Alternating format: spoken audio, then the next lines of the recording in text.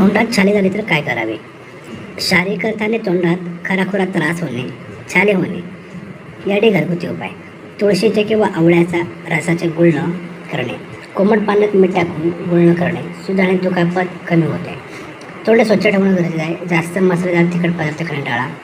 बी complex किंवा multivitamin गोळ्या vitamin B12 आणि आयर्नच्या कमतरतेमुळे छाले होतात.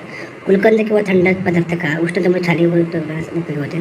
तोंडात छाले असले तरी गोड बोलणं कधीच थांबवू नका. थोडक्यात तोंड आलं तर संयम ठेवा. तोंडात छाले झाले तर सांभाळून खा. काळजी घ्या.